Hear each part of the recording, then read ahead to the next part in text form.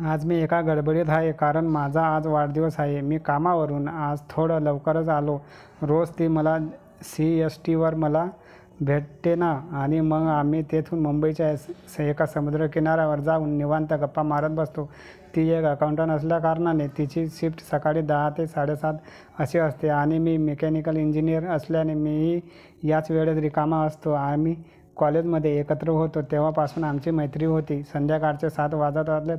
मी CSTवर पोहोचलो. रेल्वे अशी समोर येऊन थांबली. आज तिला प्रपोज करायचं हे आधीच ठरलं होतं.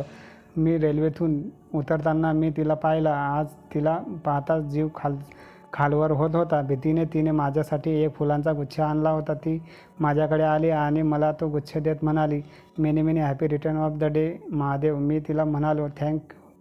ती म्हणाली, अरे थँक्स कसलं आलं त्यात, आपण कॉलेज फ्रेंड आहोत ना, मग असं थँक्स म्हणायची नाही हा. मी, हो मला तुला काही विचारायचं. ती, हो मग विचार ना. तो, पण मला पहिलं तू वचन दे की काही झालं तरी तू माझ्याशी कधीही मैत्री तोडणार नाहीस आणि मला इथे तू जशी रोज भेटत असेल तशी रोज भेटत राहशील. अरे आज तू असं का बोललास. ते कळेल पण तुला, पण पहिला मला वचन दे. ती, बरं दिलं वचन. मी काही झालं तरी भेटेन राहील तुला. तो, ठीक आहे विचारतो.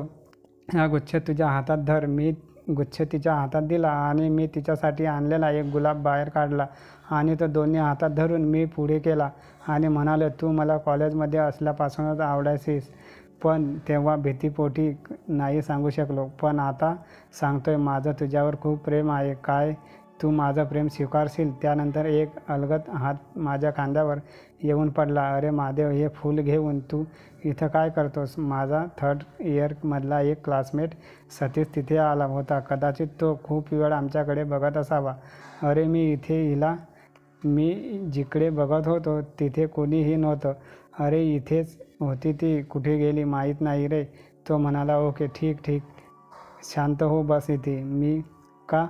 तो, सांगितलं ना एकदा, मी बस म्हणून आलोच मी. थोडा वेळ कुठेतरी गेला. माझी नजर तिला शोधत होती. ती कुठे दिसत नव्हती. तो नंतर तिथे आला आणि मला चल म्हणाला. मी काहीही न विचारता त्याच्या मागे गेलो. त्याने मला CSTच्या एका कोपऱ्याला नेलं. तो म्हणाला, हे समोर जे लिहिलंय ते एकदा वाच. तिथे मुंबई हल्ल्यात शहीद झालेल्या नागरिकांची लिस्ट होती आणि त्यामध्ये तिचंही नाव होतं. ते वाचून माझे डोळे पाणावले. मी आत्ता जे अनुभवलं ते सर्व खोटं होतं यावर माझा विश्वासात बसत नव्हता.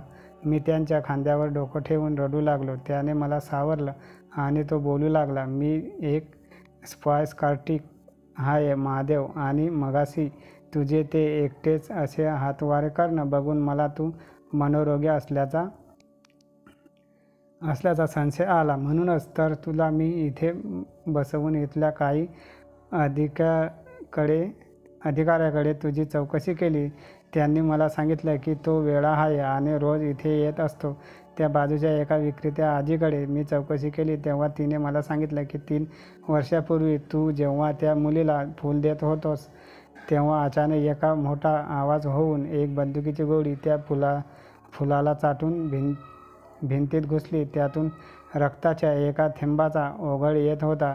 त्या भिंतीवरून इट्स राईट बाय एक प्रियकर, कारण ती गोळी फक्त त्या फुलाला चाटून न जाता त्या मुलीच्या हृदयातून आरपार गेली होती. तो थेंब त्या मुलीच्या रक्ताचाच होता. दहशतवाद्यांनी CSTवर केलेल्या हल्ल्यात तुझ्यासमोर तुझ्या मिठीत तिने डोळे मिटले याचा तुला मोठा धक्का बसला आणि तेव्हापासूनच तुला वाटतंय की ती जिवंत आहे आणि तुला दिलेलं वचन ती इथे रोज येऊन पाळत आहे असंच तुला वाटतंय. सतीशने सांगितलेल्या या सत्याने तर माझ्या मनावर आघात झाला आणि मी कदाचित बेशुद्ध पडलो. जेव्हा मला जाग आली तेव्हा मी एका अनोळखी घरात होतो. सतीश तिथे आला आणि त्याने मला बेड टी देऊन मॉर्निंग विश केलं आणि तो म्हणाला, आजपासून तू वर्षभर इथेच राहून माझी ट्रीटमेंट घेशील. पूर्ण बरा झाल्याशिवाय मी तुला इथून जाऊ देणार नाही.